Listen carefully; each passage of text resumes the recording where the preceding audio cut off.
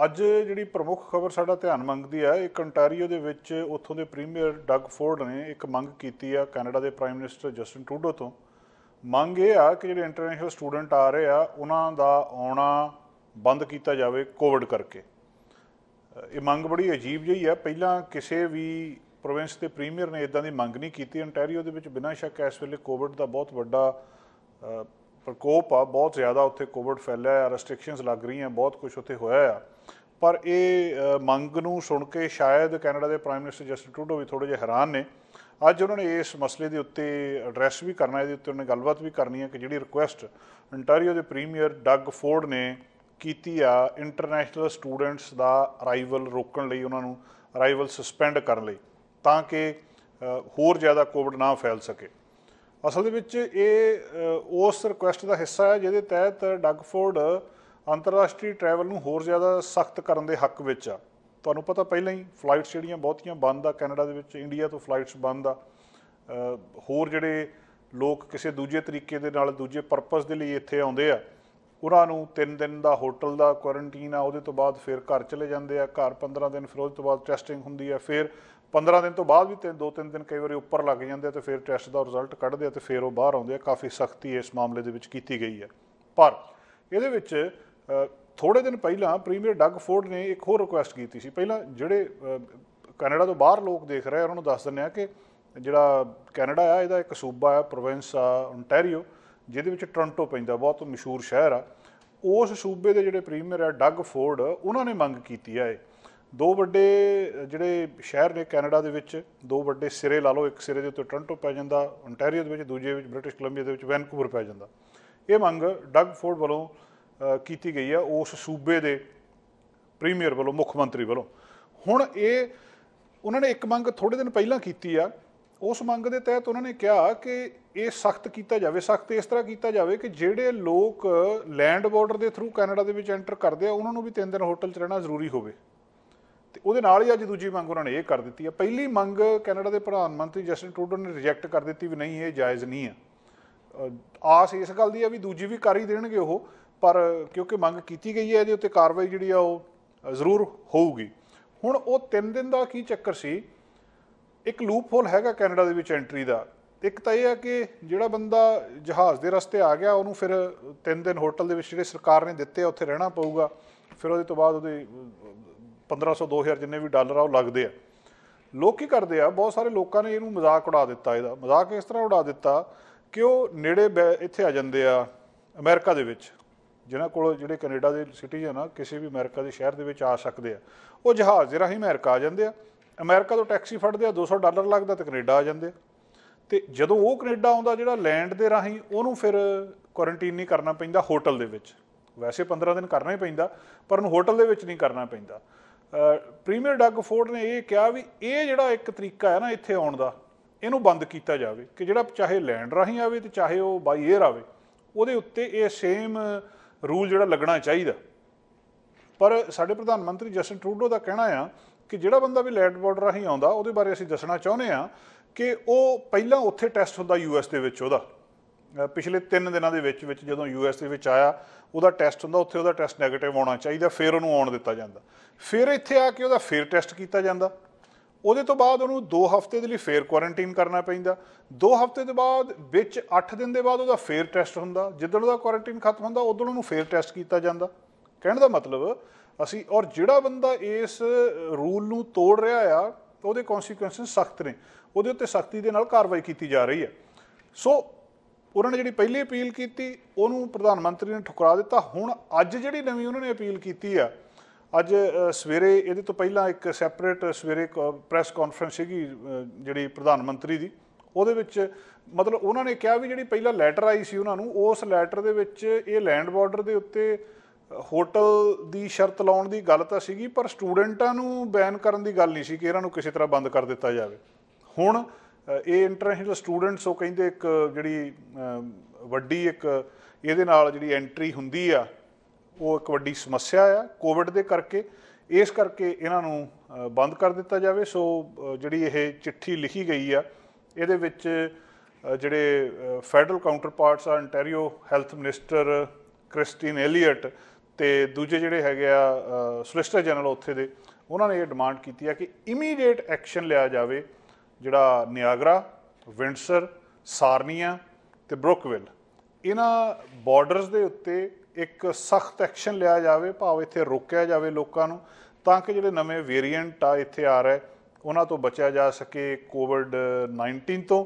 ਤੇ ਆਉਣ ਵਾਲੇ ਦਿਨਾਂ ਦੇ ਵਿੱਚ ਜਿਹੜੇ ਇਹ ਵੀ ਕਿਹਾ ਗਿਆ ਕਿ ਬਹੁਤ ਸਾਰੀਆਂ ਰਿਪੋਰਟਸ ਦੱਸਦੀਆਂ ਕਿ ਜਿਹੜੇ ਬਹੁਤ ਸਾਰੇ ਯਾਤਰੀ ਆ, ਟਰੈਵਲਰ ਆ, ਉਹ ਏਅਰਪੋਰਟ ਦੇ ਉਸ ਚੀਜ਼ ਨੂੰ ਬਾਈਪਾਸ ਕਰ ਰਹੇ ਆ, ਡਰਾਈਵਿੰਗ ਕਰ ਲੈਂਦੇ ਆ ਜਾਂ ਅਮਰੀਕਾ ਵਾਲੇ ਪਾਸਿਓਂ ਤੁਰ ਕੇ ਇੱਧਰਲੇ ਪਾਸੇ ਆ ਜਾਂਦੇ ਆ। ਸੋ ਹੁਣ ਪਹਿਲੀ ਰਿਕੁਐਸਟ ਨੂੰ ਉਹਨਾਂ ਨੇ ਨਕਾਰ ਦਿੱਤਾ ਸੀ, ਦੂਜੀ ਰਿਕੁਐਸਟ ਪਰ ਇਹਦੇ ਨਾਲ ਇੱਕ ਮੈਸੇਜ ਬੜਾ ਗਲਤ ਜਿਹਾ ਜਾ ਰਿਹਾ ਕਿ ਜਿਹੜੇ ਇੰਟਰਨੈਸ਼ਨਲ ਸਟੂਡੈਂਟਸ ਆ ਉਹਨਾਂ ਦਾ ਇਹਦੇ ਨਾਲ ਕੀ ਸੰਬੰਧ ਹੋਇਆ, ਕਿੰਨੇ ਕੇਸ ਆਏ ਆ ਜਿਹੜੇ ਇੰਟਰਨੈਸ਼ਨਲ ਸਟੂਡੈਂਟਸ ਇੱਥੇ ਲੈ ਕੇ ਆਏ ਆ, ਜਾਂ ਹੁਣ ਜਦੋਂ ਬਹੁਤ ਸਾਰੇ ਬਾਰਡਰ ਬੰਦ ਆ ਉੱਥੇ ਕਿੰਨੇ ਕੁ ਇੰਟਰਨੈਸ਼ਨਲ ਸਟੂਡੈਂਟਸ ਆ ਜਿਹੜੇ ਆ ਰਹੇ ਆ। ਇਹ ਵੱਖਰੀ ਗੱਲ ਆ, ਉਹਨਾਂ ਦੇ ਕੋਲ ਬਹੁਤ ਕੁਛ ਹੋਣਾ ਚਾਹੀਦਾ, ਪਰਮਿਟ ਹੋਣਾ ਚਾਹੀਦਾ, ਉਹਦੀ ਰਿਕੁਐਸਟ ਹੋਣੀ ਚਾਹੀਦੀ ਆ, ਸਾਰੇ ਡਾਕੂਮੈਂਟ ਹੋਣੇ ਚਾਹੀਦੇ ਆ, ਉਹਦੇ ਤੋਂ ਬਾਅਦ ਉਹਨਾਂ ਦਾ ਹੋਟਲ 'ਚ ਵੀ ਰਹਿੰਦੇ ਆ, ਫਿਰ ਉਸ ਤੋਂ ਬਾਅਦ ਉਹਨਾਂ ਦੀ ਟੈਸਟਿੰਗ ਵੀ ਹੁੰਦੀ ਆ। ਪਰ ਪਰਟੀਕੂਲਰਲੀ ਪ੍ਰੀਮੀਅਰ ਡਗ ਫੋਰਡ ਨੇ ਸਟੂਡੈਂਟਸ ਦੇ ਬਾਰੇ ਕਿਉਂ ਬੇਨਤੀ ਕੀਤੀ ਹੈ, ਇਹਦਾ ਕਾਰਨ ਅਜੇ ਤੱਕ ਤਾਂ ਸਪਸ਼ਟ ਨਹੀਂ ਹੋ ਸਕਿਆ।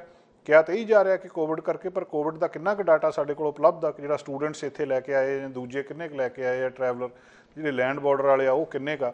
ਪਰ ਆਉਣ ਵਾਲੇ ਸਮੇਂ ਦੇ ਵਿੱਚ ਇਹ ਗੱਲ ਹੋਰ ਸਪਸ਼ਟ ਹੋਵੇਗੀ। ਪਰ ਪਹਿਲੀ ਨਜ਼ਰ ਦੇ ਵਿੱਚ ਜਾਪਦਾ ਇਹ ਆ ਕਿ ਜਿਹੜੀ ਪ੍ਰੀਮੀਅਰ ਡਗ ਫੋਰਡ ਦੀ ਇਹ ਬੇਨਤੀ ਆ ਫੈਡਰਲ ਗੌਰਮੈਂਟ ਨੂੰ, ਇਹਨੂੰ ਪ੍ਰਧਾਨ ਮੰਤਰੀ ਜਸਟਿਨ ਟਰੂਡੋ ਨੇ ਨਕਾਰ ਦੇਣਾ। ਦੋਸਤੋ ਅਗਲੀ ਖਬਰ ਕੈਲਗਰੀ ਤੋਂ ਆ। ਕੈਲਗਰੀ ਤੋਂ ਖਬਰ ਇਹ ਆ ਕਿ ਲੋਕ ਵੈਕਸੀਨ ਲਵਾਉਣ ਗਏ ਤੇ ਉਹਨਾਂ ਨੂੰ ਟਿਕਟ ਮਿਲ ਗਈ ਆ।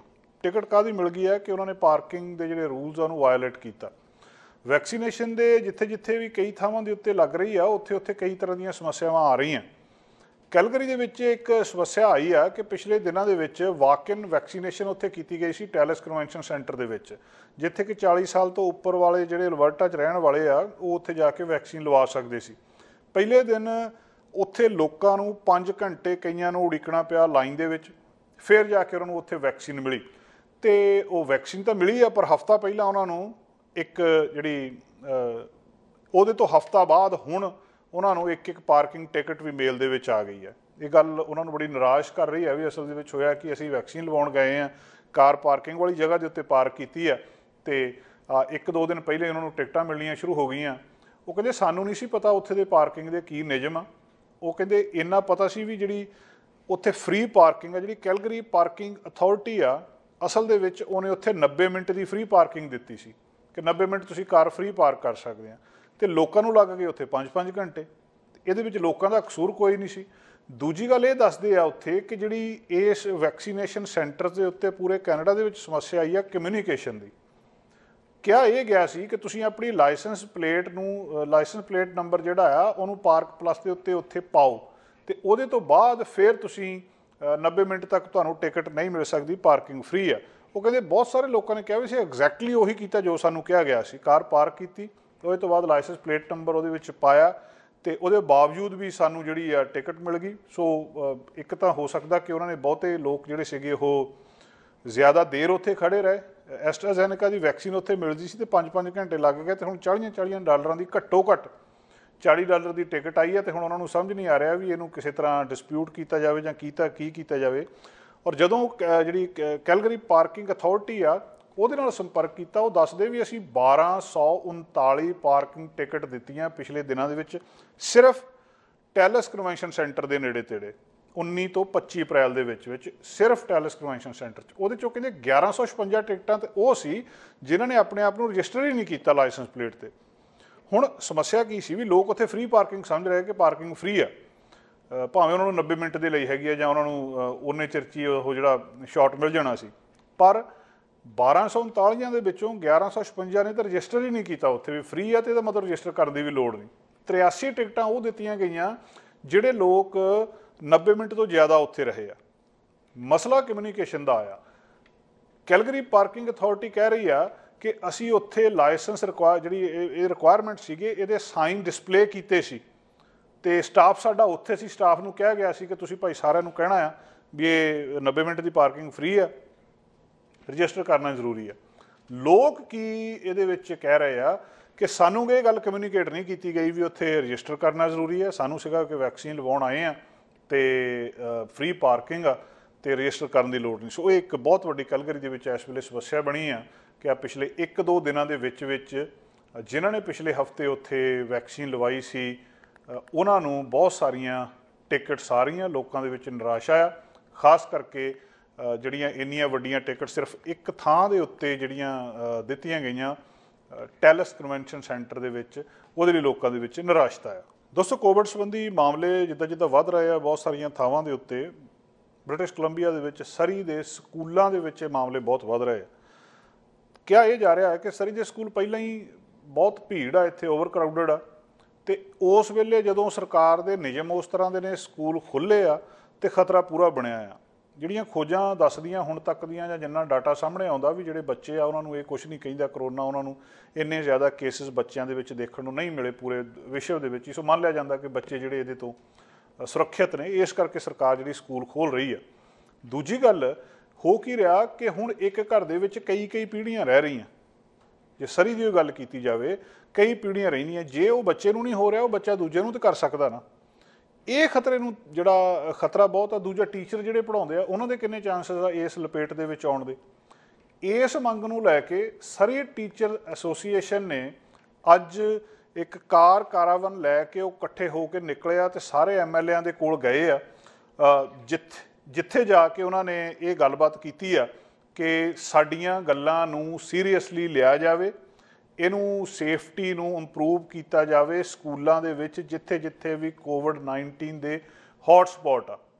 ਅੱਜ ਜਾਣੀ ਕਿ 30 ਅਪ੍ਰੈਲ ਨੂੰ ਸਰੀ ਟੀਚਰ ਐਸੋਸੀਏਸ਼ਨ ਨੇ ਇੱਕ ਕਾਰਾਵਾਨ ਜਿਹੜਾ ਕੱਢਿਆ ਆ, ਡਰਾਈਵਿੰਗ ਬਾਈ, ਜਿਹੜੀ ਸਰੀ ਦੇ ਵਿੱਚ ਜਿਹੜੇ MLA ਆ ਉਹਨਾਂ ਦੇ ਦਫ਼ਤਰਾਂ ਦੇ ਬਾਹਰ, ਜਿਹੜੀ ਸਰੀ ਪੈਨੋਰਾਮਾ ਦੇ ਵਿੱਚ ਜਿਨੀ ਸਿਮਜ਼, ਇੱਧਰ ਸਰੀ ਨਿਊਟਨ ਦੇ ਵਿੱਚ ਹੈਰੀ ਬੈਂਸ, ਸਰੀ ਜਿਹੜਾ ਹੈਗਾ ਆਪਣੇ ਗ੍ਰੀਨ ਟਿੰਬਰਸ ਇੱਥੇ ਰਚਨਾ ਸਿੰਘ, ਗੈਰੀ ਬੈਗ ਗਿਲਫੋਰਡ ਵਾਲੇ ਪਾਸੇ, ਬਰੂਸ ਰਾਸਟਨ ਵਾਲੀ ਦੇ ਵਿੱਚ ਅਤੇ ਜਗਰੂਪ ਬਰਾੜ ਫਲੀਟਵੁੱਡ, ਇਹਨਾਂ ਸਾਰਿਆਂ ਦੇ ਦਫ਼ਤਰਾਂ ਦੇ ਬਾਹਰ ਉਹ ਕਾਰਾਂ ਦੇ ਵਿੱਚ ਗਏ ਆ ਅਤੇ ਕਹਿ ਇਹ ਰਹੇ ਆ ਕਿ ਅਸੀਂ ਇਹਨਾਂ MLAਆਂ ਨੂੰ ਅਤੇ ਸਾਡੇ ਜਿਹੜੇ ਸਰੀ ਦੇ ਸਕੂਲ ਟਰਸਟੀ ਆ ਇਹਨਾਂ ਨੂੰ ਬੇਨਤੀ ਕਰਨ ਆਏ ਆ ਕਿ ਇਹਦੇ ਬਾਰੇ ਥੋੜ੍ਹਾ ਜਿਹਾ ਸੀਰੀਅਸ ਹੋਵੋ।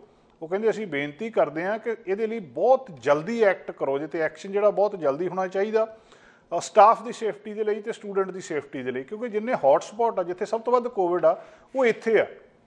ਸੋ ਉਹਨਾਂ ਨੇ ਇਹ ਦੱਸਿਆ ਕਿ ਜਿਹੜੇ 5 BC centre for disease control ਦੇ ਕੋਵਿਡ-19 ਹੌਟ ਸਪੌਟ ਆ, ਉਹ ਸਰੀ ਸਕੂਲ ਡਿਸਟ੍ਰਿਕਟ ਦੇ ਵਿੱਚ ਫਾਲ ਕਰਦੇ ਆ, ਇੱਥੇ ਆ, ਅਤੇ ਜ਼ਿਆਦਾ ਧਿਆਨ ਜਿਹੜਾ ਇੱਥੇ ਦੇਣ ਦੀ ਲੋੜ ਆ। ਟੀਚਰ ਇਸ ਗੱਲ ਤੋਂ ਖੁਸ਼ ਨਹੀਂ ਆ, ਔਰ ਉਹਨਾਂ ਨੇ ਇਹ ਵੀ ਗੱਲ ਦੱਸੀ ਆ ਸਰੀ ਟੀਚਰ ਐਸੋਸੀਏਸ਼ਨ ਨੇ ਕਿ 217 ਐਕਸਪੋਜ਼ਰ ਲੈਟਰ ਸਕੂਲਾਂ ਦੇ ਵਿੱਚ ਭੇਜੇ ਗਏ ਆ East Newton hot spot. In addition ਜਿਹੜੀਆਂ 8 ਕਲਾਸਾਂ ਆ ਉਹਨਾਂ ਨੇ ਆਈਸੋਲੇਸ਼ਨ ਸ਼ੁਰੂ ਕਰ ਦਿੱਤੀ ਆ ਇਸ ਵੀਕ ਦੇ ਵਿੱਚ। ਸੋ ਇਹ ਜਿਹੜੀਆਂ ਸਾਰੀਆਂ ਆ 5 ਹੌਟ ਸਪੌਟ ਤੋਂ 4 ਸਰੀ ਦੇ ਵਿਚਲੇ ਹੌਟ ਸਪੌਟ ਆ ਕਿ ਜਿੱਦਾਂ ਕੇਸ ਆ ਰਹੇ ਆ, ਜਦੋਂ ਇੱਕ ਬੱਚੇ ਨੂੰ ਹੋ ਗਿਆ ਤਾਂ ਫਿਰ ਸਾਰੀ ਕਲਾਸ ਨੂੰ ਆਈਸੋਲੇਟ ਕਰਨਾ ਪੈਂਦਾ। ਐਕਸਪੋਜ਼ਰ ਹੋਈ ਜਾ ਰਿਹਾ ਕਿ ਇੱਥੇ ਐਕਸਪੋਜ਼ਰ ਹੋਇਆ ਸੀ ਜੀ, ਦੂਜੇ ਦਿਨ ਜਿਹੜੀ ਲੈਟਰ ਆ ਜਾਂਦੀ ਆ। ਰੀਜ਼ਨ ਕੀ ਆ ਜਿਹੜੇ ਸਰੀ ਟੀਚਰ ਐਸੋਸੀਏਸ਼ਨ ਦੇ ਅਧਿਆਪਕ ਦੱਸ ਰਹੇ ਆ, ਉਹ ਕਹਿੰਦੇ ਫਿਜ਼ੀਕਲ ਡਿਸਟੈਂਸ ਮੇਨਟੇਨ ਕਰਨਾ ਪੋਸੀਬਲ ਹੀ ਨਹੀਂ ਸਕੂਲ ਦੇ ਵਿੱਚ। ਉਹਦਾ ਕਾਰਨ ਇਹ ਦੱਸਦੇ ਆ ਕਿ ਇਹ ਓਵਰ ਕਰਾਊਡਡ ਨੇ, ਜਿੰਨੇ ਬੱਚੇ ਚਾਹੀਦੇ ਉਹਦੇ ਤੋਂ ਕਿਤੇ ਜ਼ਿਆਦਾ ਬੱਚੇ ਇੱਥੇ ਹੈਗੇ ਆ। ਇਹ ਸਾਡਾ ਉਹਦੇ ਕੋਰ ਕੰਸਰਨ ਆ ਇਸ ਵੇਲੇ ਕਿ ਜਿਹਦੇ ਵੱਲ ਧਿਆਨ ਦੇਣਾ ਚਾਹੀਦਾ ਕਿ ਅਸੀਂ ਪਹਿਲਾਂ ਹੀ ਓਵਰ ਕਪੈਸਿਟੀ ਚੱਲ ਰਹੇ ਹਾਂ। ਮੰਗ ਕੀ ਆ ਉਹਨਾਂ ਦੀ ਕਿ ਕਲਾਸ ਸਾਈਜ਼ ਰਿਡਿਊਸ ਕਰ ਦਿਓ। ਜੇ ਤੁਸੀਂ ਸਕੂਲ ਖੋਲ੍ਹਣੇ ਹੀ ਆ, ਥੋੜ੍ਹੇ ਬੱਚੇ ਸੱਦ ਲਓ, ਬਾਕੀਆਂ ਨੂੰ ਕਿਸੇ ਨਾ ਕਿਸੇ ਤਰ੍ਹਾਂ ਇੱਦਾਂ ਦੀ ਪ੍ਰੋਵੀਜ਼ਨ ਕਰ ਦਿਓ ਕਿ ਰਿਮੋਟ ਲਰਨਿੰਗ ਹੋਣ ਲੱਗ ਜਾਵੇ, ਆਨਲਾਈਨ ਲਰਨਿੰਗ ਹੋ ਜਾਵੇ। ਬਹੁਤ ਸਾਰੇ ਬੱਚੇ ਹੁਣ ਵੀ ਆਨਲਾਈਨ ਲਰਨਿੰਗ ਦੇ ਉੱਤੇ ਆ ਕਿ ਹੋਰ ਕਲਾਸ ਸਾਈਜ਼ ਰਿਡਿਊਸ ਕਰ ਦੋਗੇ, ਫਿਰ ਸ਼ਾਇਦ ਥੋੜ੍ਹਾ ਜਿਹਾ ਫਿਜ਼ੀਕਲ ਡਿਸਟੈਂਸ ਰੱਖਣਾ ਹੋ ਜਾਊਗਾ, ਨਹੀਂ ਤਾਂ ਸਾਰਿਆਂ ਦੀ ਜਾਨ ਖਤਰੇ ਦੇ ਵਿੱਚ ਆ। ਇੱਕ ਉਹ ਕਹਿੰਦੇ ਮਾਸਕ ਮੈਂਡੇਟਰੀ ਕਰ ਦਿਓ ਜਿਹੜੇ ਕਿੰਡਰਗਾਰਟਨ ਤੋਂ ਲੈ ਕੇ ਗ੍ਰੇਡ 3 ਤੱਕ। ਵੈਂਟੀਲੇਸ਼ਨ ਸਕੂਲਾਂ ਦੇ ਵਿੱਚ ਸਹੀ ਨਹੀਂ ਹੈ, ਭਾਵੇਂ ਇਹ ਵਾਇਰਸ ਏਅਰਬੋਰਨ ਨਹੀਂ ਆ, ਪਰ ਜਦੋਂ ਇੱਕ ਬੰਦ ਕਮਰਿਆਂ ਦੇ ਵਿੱਚ ਬੱਚੇ ਬੈਠੇ ਆ, ਜੇ ਉੱਥੇ ਵੈਂਟੀਲੇਸ਼ਨ ਨਹੀਂ ਹੋ ਰਹੀ, ਹਵਾ ਅੰਦਰੋਂ ਬਾਹਰ ਸੌਖੀ ਹਵਾਦਾਰ ਕਮਰੇ ਨਹੀਂ, ਇਹ ਵੀ ਸਮੱਸਿਆ ਆ। ਇਹ ਵੀ ਨਾ ਟੀਚਰਸ ਨੇ ਮੰਗ ਕੀਤੀ ਆ ਕਿ ਜਿਹੜੀ ਵੈਂਟੀਲੇਸ਼ਨ ਆ ਇਹਨੂੰ ਇੰਪਰੂਵ ਕੀਤਾ ਜਾਵੇ, ਅਤੇ ਜਿਹੜੀ ਕਲਾਸਰੂਮ ਦੇ ਵਿੱਚ ਅਤੇ ਦੂਜੀ ਜਿਹੜੀ ਵਰਕ ਸਪੇਸ ਆ ਉੱਥੇ ਵੀ। ਸੋ ਹੁਣ ਉਹ ਕਹਿੰਦੇ ਅਸੀਂ ਬੱਚੇ ਜਿਹੜੇ ਆ ਰੋਜ਼ ਜਿਹੜੇ ਸਟੂਡੈਂਟਸ ਆ ਉਹ ਟੀਚਰਾਂ ਨੂੰ ਮਿਲਦੇ ਆ, ਆਪਣੇ ਘਰ ਦੇ ਵਿੱਚ ਵਾਇਰਸ ਦੇ ਖਤਰੇ ਬਾਰੇ ਕੰਸਰਨ ਸ਼ੇਅਰ ਕਰਦੇ ਆ। ਕੁਛ ਸਟੂਡੈਂਟਸ ਜਿਹੜੇ ਆਪਣੇ ਪੇਰੈਂਟਸ ਨੂੰ ਪਹਿਲਾਂ ਹੀ ਕਾਲ ਕਰ ਦਿੰਦੇ ਆ ਕਿ ਉਹਨਾਂ ਨੂੰ ਜਲਦੀ ਲੈ ਜਾਓ ਇੱਥੋਂ, ਕਿਉਂਕਿ ਉਹਨਾਂ ਨੂੰ ਡਰ ਲੱਗਦਾ ਵੀ ਕਿਤੇ ਉਹਨਾਂ ਨੂੰ ਇੱਥੇ ਇਨਫੈਕਸ਼ਨ ਨਾ ਹੋ ਜਾਵੇ। ਇੱਦਾਂ ਦੀ ਓਵਰ ਕਰਾਊਡਡ ਕਲਾਸਾਂ ਦੇ ਵਿੱਚ ਇੱਕ ਦੂਜੇ ਨੂੰ ਵਾਰਨਿੰਗ ਕਰ ਰਹੇ ਆ ਮਾਸਕ ਸੰਬੰਧੀ। बहुत सारे स्टूडेंट उन्होंने कहा कि साडे मल्टी जनरेशनल फैमिलीज़ दे विच रहिंदे आ, ਅਸੀਂ ਇਸ ਗੱਲ ਤੋਂ ਵੀ ਅਵੇਅਰ ਹਾਂ ਕਿ ਕਿੱਥੇ ਜਿਹੜੇ ਬਜ਼ੁਰਗ ਘਰਾਂ ਦੇ ਵਿੱਚ ਰਹਿੰਦੇ ਉਹਨਾਂ ਨੂੰ ਇਹ ਵਾਇਰਸ ਕਿਤੇ ਫੜ ਨਾ ਲਵੇ। ਇਹ ਅੱਜ ਕਾਰ ਕਾਰਾਵਨ ਸਰੀ ਦੇ ਵਿੱਚ ਨਿਕਲਿਆ ਔਰ ਉਹਨਾਂ ਨੇ ਸਾਰੇ MLAs ਤੇ ਸਕੂਲ ਟਰਸਟੀ ਨੂੰ ਬੇਨਤੀ ਕੀਤੀ ਹੈ ਕਿ ਸਾਡੀ ਬੇਨਤੀ ਨੂੰ ਸਵੀਕਾਰ ਕੀਤਾ ਜਾਵੇ। ਜਿਹੜੇ ਹੌਟ ਸਪੌਟ ਆ ਜਿੱਥੇ ਸਭ ਤੋਂ ਵੱਧ ਕੋਵਿਡ ਹੋਇਆ ਆ ਉਹਨਾਂ ਦੇ ਵਿੱਚ ਸਕੂਲਾਂ ਦੇ ਵਿੱਚ ਖਤਰਾ ਬਹੁਤ ਜ਼ਿਆਦਾ ਹੈ, ਕਲਾਸ ਸਾਈਜ਼ ਘਟਾ ਦਿੱਤਾ ਜਾਵੇ। ਦੋਸਤੋ ਅਗਲੀ ਖਬਰ ਵੈਨਕੂਵਰ ਤੋਂ ਆ। ਅਸਲ 'ਚ ਖਬਰ ਵੈਨਕੂਵਰ ਤੋਂ ਨਹੀਂ, ਸਾਡਾ ਸਾਰਿਆਂ ਦਾ ਹੀ ਕੈਨੇਡਾ ਵਿੱਚ ਰਹਿਣ ਵਾਲਿਆਂ ਦਾ ਧਿਆਨ ਮੰਗਦੀ ਆ। ਬਹੁਤ ਸਾਰੀਆਂ ਫੋਨ ਕਾਲਸ, ਬਹੁਤ ਕੁਛ ਤੁਹਾਡਾ ਟੈਕਸ ਨਾਲ ਰਿਲੇਟਡ, ਬਹੁਤ ਕੁਛ ਬੈਂਕ ਦੀਆਂ ਸਟੇਟਮੈਂਟਸ ਨਾਲ ਰਿਲੇਟਡ ਤੁਹਾਨੂੰ ਫੋਨ ਕਾਲਸ ਆਉਂਦੀਆਂ ਜਿਹੜੇ ਕਿ ਸਕੈਮ ਹੁੰਦੇ ਆ। ਉਹਦੇ ਵਿੱਚੋਂ ਤੁਹਾਨੂੰ ਗੱਲਾਂ ਕਰਦੇ ਕਰਦੇ ਫਸਾ ਲੈਂਦੇ ਆ ਅਤੇ ਉਹਦੇ ਤੋਂ ਬਾਅਦ ਤੁਸੀਂ ਕੋਈ ਨਾ ਕੋਈ ਪੇਮੈਂਟ ਕਰ ਦਿੰਦੇ ਆ ਜਾਂ ਕੋਈ ਵੀ ਆਪਣਾ ਜਿਹੜਾ ਪਾਸਵਰਡ ਆ ਜਾਂ ਡਿਟੇਲ ਦੇ ਦਿੰਦੇ ਆ ਤਾਂ ਉਹ ਸ਼ੋਅ ਤੁਹਾਨੂੰ ਇੱਦਾਂ ਕਰਦੇ ਆ ਵੀ ਅਸੀਂ ਇਹ ਕਾਲ ਜਿਹੜੀ ਬੈਂਕ ਤੋਂ ਕਰ ਰਹੇ ਹਾਂ, ਫਲਾਣੀ ਬੈਂਕ ਤੋਂ ਕਾਲ ਆਈ ਆ ਜਾਂ ਸਾਡੀ CRA ਤੋਂ ਕਾਲ ਆਈ ਆ। ਬਾਰ-ਬਾਰ ਇਸ ਗੱਲ ਦਾ ਪ੍ਰਚਾਰ ਕੀਤਾ ਗਿਆ ਵੀ ਇੱਦਾਂ ਦੀਆਂ ਸਾਰੀਆਂ ਕਾਲਸ ਨੂੰ ਜਵਾਬ ਨਾ ਦਿਓ, ਇਹ ਧੋਖੇਬਾਜ਼ ਨੇ, ਠੱਗ ਨੇ, ਤੁਹਾਡੇ ਕੋਲੋਂ ਬਹੁਤ ਸਾਰੇ ਪੈਸੇ ਠੱਗ ਲੈਂਦੇ ਆ।